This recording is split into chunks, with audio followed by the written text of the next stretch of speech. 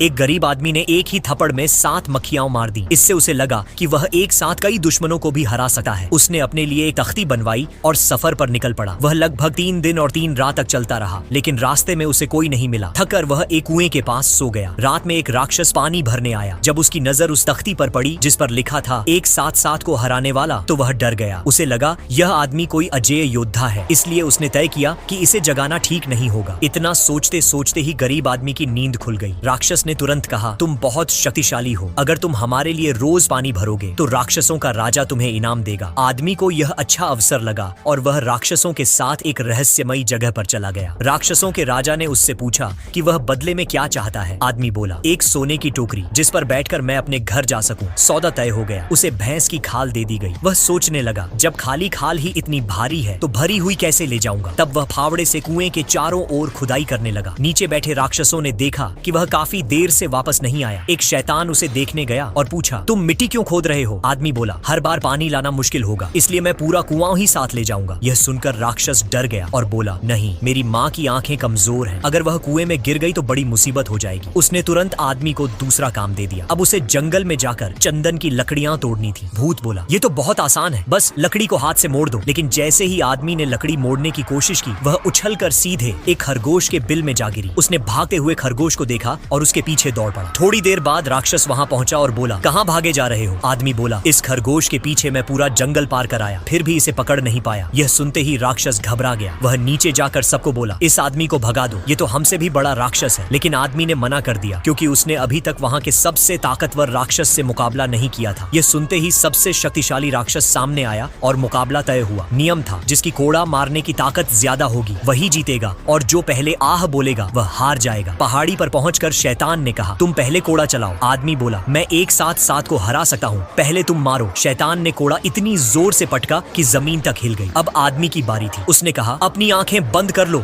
मैं नहीं चाहता कि गलती से तेरी आंख फूट जाए। जैसे ही शैतान ने आंखें बंद की, आदमी ने गधे से उसके सिर पर जोरदार वार कर दिया। उसका सिर सूज गया और वह दर्द से चिल्ला उठा। आखिरकार आदमी ने 7 राक्षसों को हरा दिया। राक्षसों के राजा ने अपना वादा निभाया, एक बाल्टी सोने से भरवाई और उसी पर बैठाकर आदमी को घर भेज दिया। माँ के लिए लाइक सब्सक्राइब कर देना।